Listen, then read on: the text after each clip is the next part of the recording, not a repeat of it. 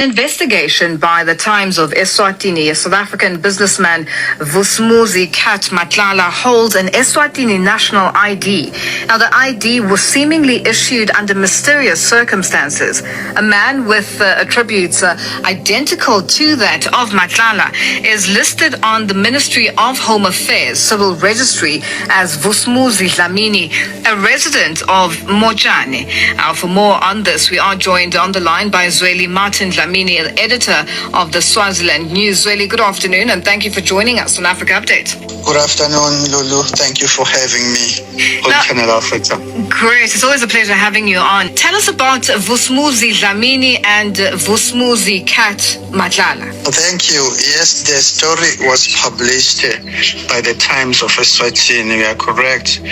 This week, VUSI CAT MATLALA has been exposed by the Times Investigation Unit of having in possession of Swazi passport, and after we say Swazi ID, that is identity document.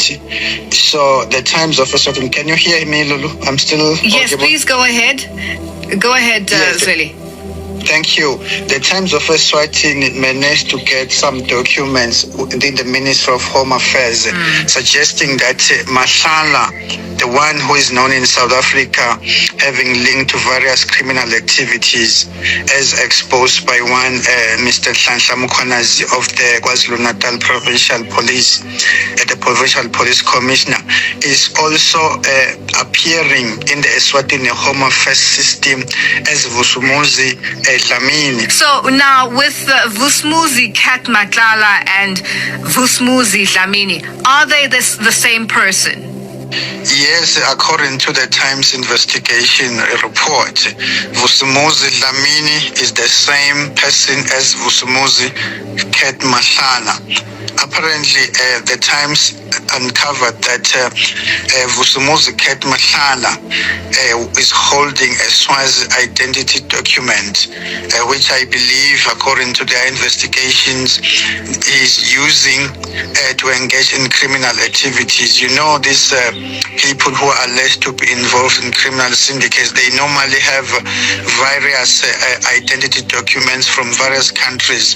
So that is how what has been uncovered about VUSI Dlamini, who is known in your country, South Africa, as VUSI CAT MATLALA. So now, when did the authorities become aware of this? And as it seems that the ID was it issued recently, or is it something that he's had for some time? Or was he born in Eswatini? What else did the Times of Eswatini uncover around VUSI Dlamini, VUSI CAT MATLALA? Okay, the information that I have suggests that because what I did upon reading the Times investigation report, I discovered that the Home Affairs security systems are currently vulnerable to be manipulated by such criminal syndicates. So VUSI Dlamini, who is known as VUSI CAT MATLALA in South Africa, managed to obtain this ID without following the necessary procedures. You know, in Eswatini, there's a process that you must undergo before you can have a national ID. And one of those processes, you must be a confirmed Liswati.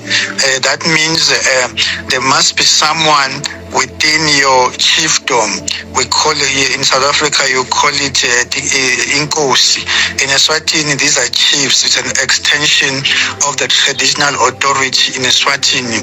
So it has been discovered that all those necessary processes were not followed when VUSI CAT MATLALA, who appeared in Eswatini as VUSI Dlamini, obtained this ID.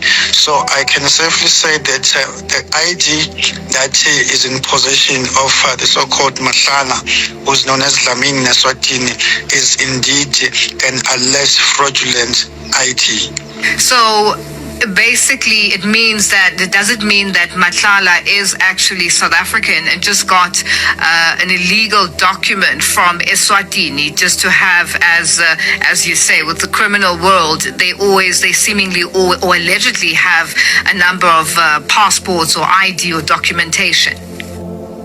Of course, what you need to understand, what these alleged criminals normally do, what they normally do with these various identity documents, whenever they have been placed or red flagged, the term red flag is normally used by Interpol.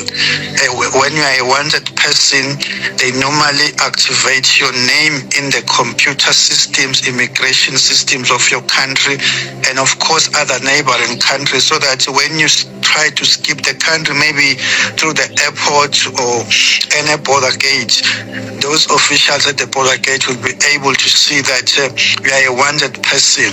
So if you have these various ID and passports, you are then able to skip the country using the alternative document so that you cannot be identified in the system.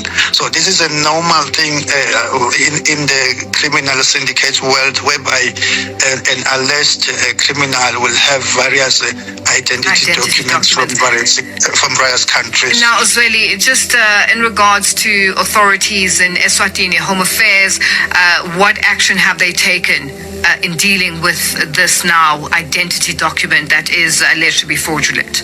As I'm speaking to you now, there is an investigation which I strongly believe is in collaboration with the law enforcement authorities of the Republic of South Africa.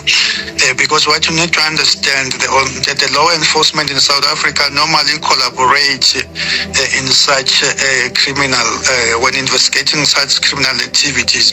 So in Eswatini, the Ministry of Home Affairs have launched an internal investigation to ascertain how VUSI CAT MATLALA, who appears as VUSI Dlamini, in Eswatini, obtained this ID. Yeah. And I've gathered that the investigation is in collaboration, of course, with the law enforcement agents in South Africa.